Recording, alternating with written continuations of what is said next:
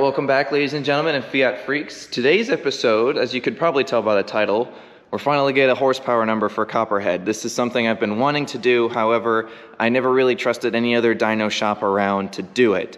So, Bob and Rob actually have a really good system going. Right now we're using what we call a road dyno, and it basically just attaches to a wheel, it mounts onto the wheel, and you get all of your readings off of that. So you don't need the full dyno, you do it on your wheel as you're running the car. Now, this has pros and cons. Pros is you're now putting the car on the street. This car is going to perform how it would normally, as opposed to a dyno, you're in simulated conditions. So a car is going to perform and handle much differently than it would on the street, than it would on a dyno. So that's kind of the pro for this one. The con is it's about 1 to 3% difference between an actual dyno and this one.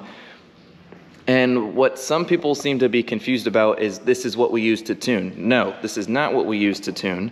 We use data logs and other stuff like that, and once the dyno comes in, the dyno will be used for tuning. This is just to get a base number on a car that does not have a tune that was run on a dyno. It has the chip box, it has an intake, it has a full exhaust, it has single mass flywheel, it has a bunch of other stuff. It's never been fully tuned on a dyno, meaning it has a tune on it, it has the chip box, it just doesn't have a dyno tune, meaning I want to be able to have a number and not just guessing. So this is a great way to kind of understand where I'm at power-wise. I don't know what to really expect. I have to keep in mind that I am a 500 turbo, I'm not an Abarth, so my base horsepower is much lower than Abarth. Abarth sits 165, 170, I sit 130, 135. However, when Rob ran his stock Abarth, he came up with about 155, 156 to the wheel on the street. So that's really what we're going to be looking at and seeing where I am. If I'm above that with everything I've done for this car, that's honestly a thumbs up. That's a plus for me. So we'll get this on the car, we'll see how this goes, and then we can really understand where Copperhead is at power-wise. I don't know why it's... Where does it want my engine? Okay, start. You're good.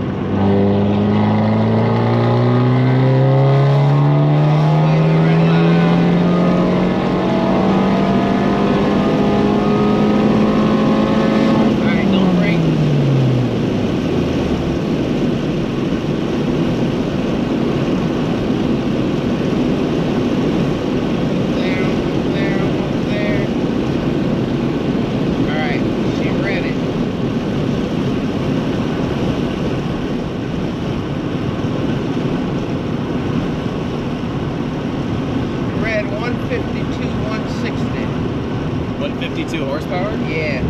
It's not bad. It's not bad at all.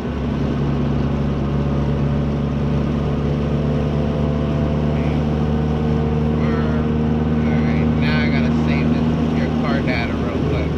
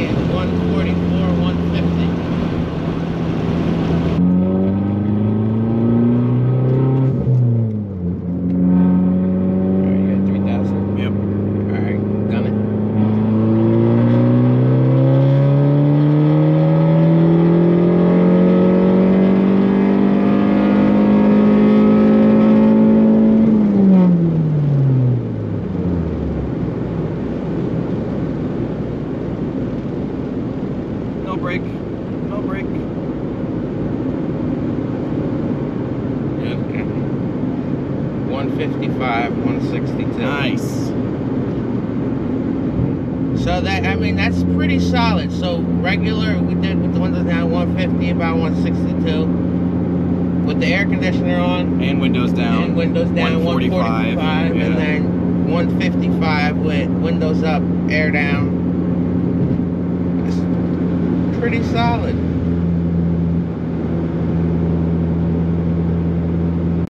Alright, so we ran the Chipbox on the 0.6, which is where I'm going to keep it now because of the intake setup. And then we had some good numbers. We had 155 was our highest, so that's what I'm going to keep for a number, 155.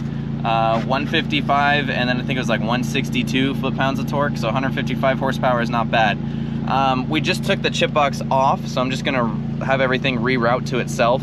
And we're gonna do a stock run, and we're gonna see how this goes, so we can kind of just see the gains of where the car was at and where we're now going to be. So this should be interesting to see a stock run, because I haven't touched this thing stock since I took everything apart to do the clutch, so I don't even know what the clutch would feel like with the stock turbo spooling and the stock fuel and all that kind of stuff. So we'll see how that goes, and then we'll kind of just have a range of where all the upgrades have gotten me. Alright, so I'm back at home, and after adjusting the Chipbox a little bit, we finally have some good numbers that I'm really happy with. So if I remember, I will put the graph up and I'll talk about it a little bit, but essentially I'm at 158 wheel horsepower. So just to the front wheels, that after we did some math is about 187 crank. Not bad. That's exactly kind of where I wanted to be after we've done everything that we have to the car.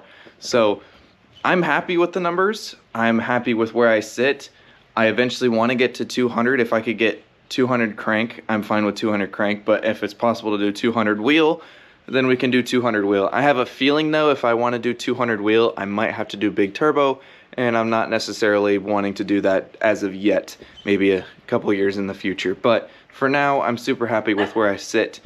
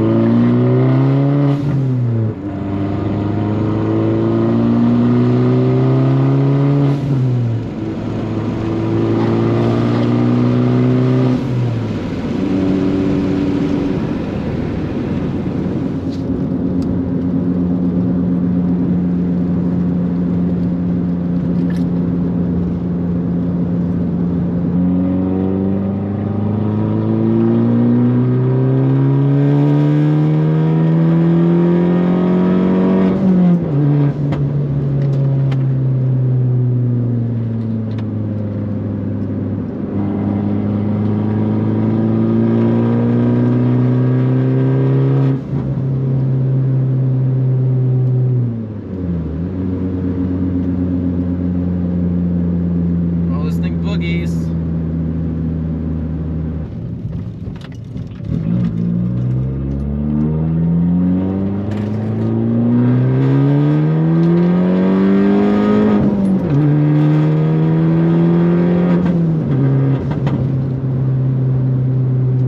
Oh, I hope those pops get picked up on camera.